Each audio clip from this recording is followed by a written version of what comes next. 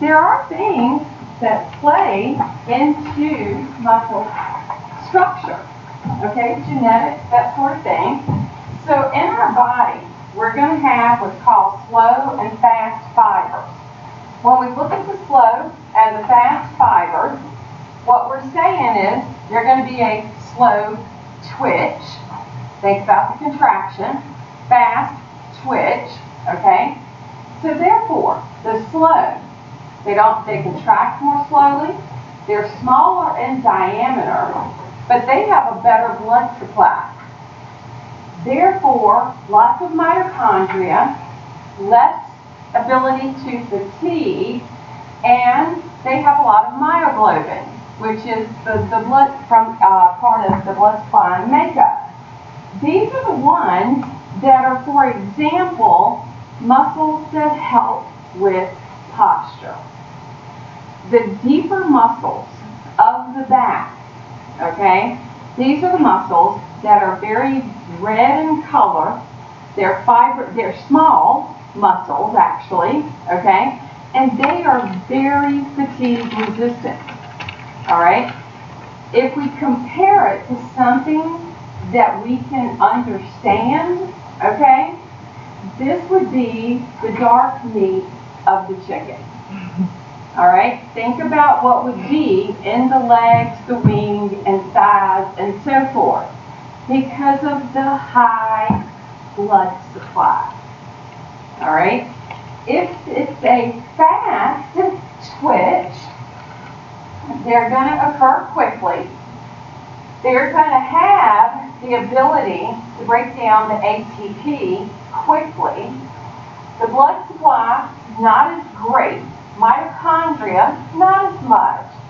But if we compare it to something that we can understand, okay, if we think about upper limbs, chest, that sort of thing, think about the white meat and chicken, because that's the part of the meat that doesn't have as much blood supply. And of course, it has that ability for glycolysis and glycolytic forms because of having to make the glucose for the energy. The amount of slow and fast varies from person to person. Some of our greatest athletes have been found to have one, like more of one than the other. Michael Jordan, I think, had tremendous amounts in his limbs, and that's why he was I can't remember which one it is now, but he was found, he's found to have a huge amount, which made him such a great basketball player. Okay, some of our famous runners have more of one than the other, and like I said, it's not the same person to person. It's actually different between everybody. So, it's going to vary. When we look at the effects of these fibers, the effects of the fibers do play a part in exercise, because people who, I guess, you kind of learn, all right? I don't know, maybe while you're growing up, going to school, doing PE, that sort of thing. Well, you know what? I'm really good at running. I'm not so good at running. Maybe I'm good at pull-ups. Maybe I'm not. Okay? So you kind of learn which one. So when we talk about exercise, one of the things that happens with muscle cells, like I've said before, they cannot increase in number, but they can increase in size, which is hypertrophy. Hyper meaning more, okay? And therefore, hypertrophy increases in muscle size. What increases? Look at that. Myofibrils. Which part is that? They don't increase. The muscle fiber does not increase in number. A myofibril are those protein filaments on the inside, the actin and the myosin. So when you think about people who are doing exercise to, I don't know, lift weights or run or do something, they usually supplement that with either trying to eat more protein or get some type of more protein in their diet, like maybe protein drinks. What's occurring is you're supplying the proteins needed for making the actin and the myosin. Now here's the thing about that, okay? When muscles increase, and because muscles are made of protein, the way that the body gets energy, sugars first, fats second, proteins last. If your body is pulling from proteins to get energy, which is bad, it's pulling it from the actin and the myosin of a muscle cell. It's breaking it down and using those component parts for fuel for the body. That is bad. A lot of diseases do that. Famine does it. It's usually what's taking place in the last stages of cancer for people, and therefore they lose their muscle mass, and that's atrophy. When a muscle atrophies to a point, it doesn't come back. That's why people who've been in severe famine their entire lives, no matter what, they're not going to be able to increase that muscle size. So it's just, once you've lost that actin and the myosin, after a certain point in time, the cell is going to die and the body's not going to rebuild it. So when we look at those fiber types and the ability to be fatigue resistant, we have those slow and fast. I'm not going to ask you to know the difference between type 2 and A and B or anything like that. But we've got, one of the biggest things to know, more blood supply to these fibers. Okay? That blood supply becomes important. With our skeletal muscles, one of the things that is so important with the skeletal muscles of our body, their movement contributes to heat production of the body. Their presence helps to maintain the 98.6 degree temperature that we have. When we are carrying out exercise, exercise does raise our body temperature, but it's not a permanent factor, so therefore the body recovers. One of the things that we do is we sweat. All right? That is simply how, when the body is maintaining homeostasis, it's going to maintain the core first, the brain and the viscera. All right?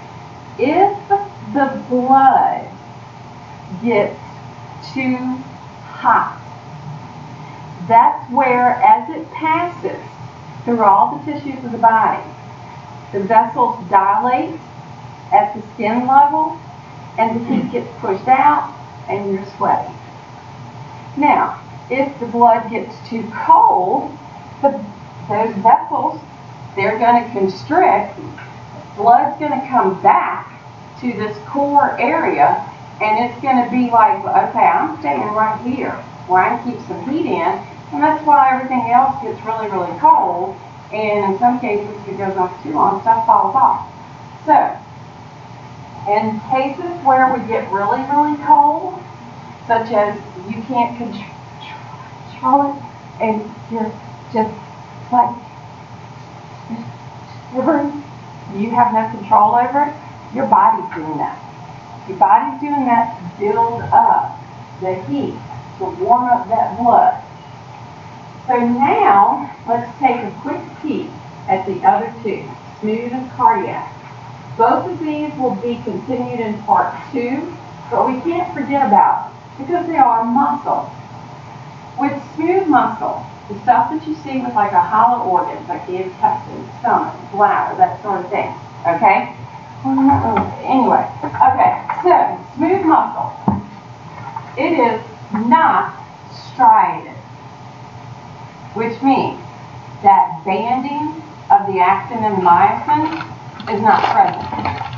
Actin and myosin is present, the form is just different.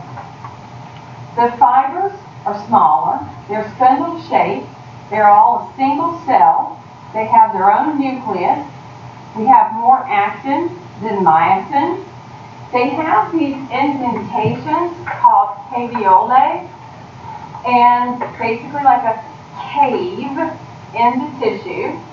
They act like the T-tubule, the passing of that impulse. Rather than a Z-disc, they have a dense body, and their intermediate filaments don't contract. We still need calcium. So in smooth muscle, we still got to have calcium. The process in which it occurs is different, okay? And the way they relax is different. Mainly because smooth muscle will stay contracted for a long amount of time. It has the ability to withstand the tetany. So their structure, if we look at one single cell with the nucleus in the middle, it looks like it's got a fishnet around it.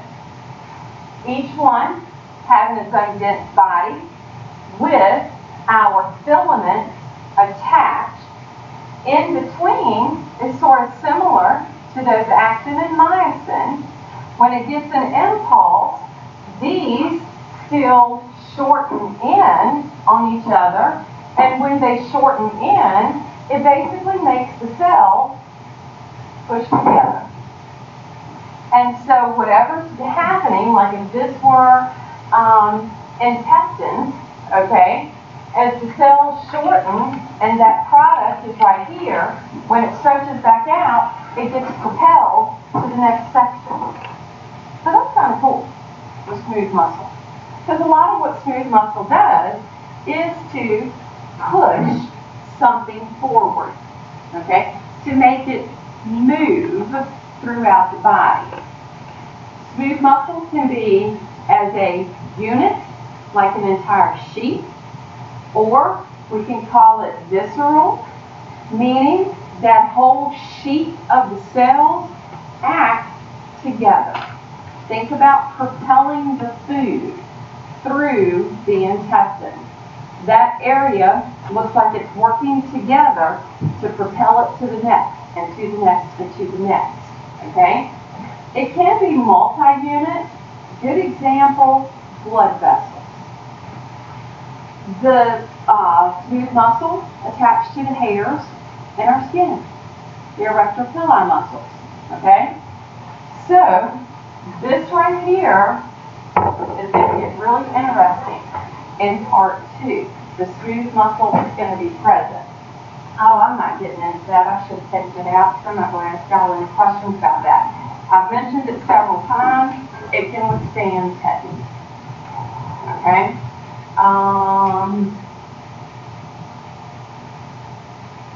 Not going to ask y'all any of that. Just figure it out. Okay, this right here. This is going to come back to us.